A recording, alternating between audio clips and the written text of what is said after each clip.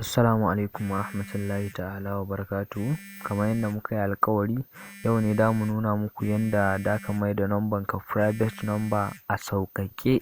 Da farko dai za ku shiga zuwa kan wayanku kamar haka, sai ku shiga nan wurin kiran. Bayan kun shiga zai kawo ku guri kamar haka, sai ku danna *31#.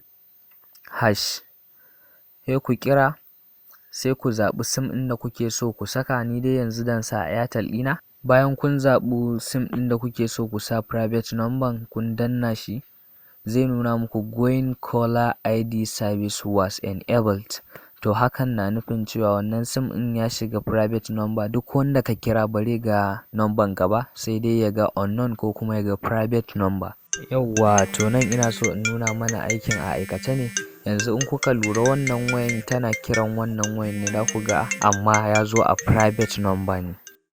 Kar ku manta, kafin ku wuce ku danna mana subscribe, kana ku danna alaman ƙararrawa.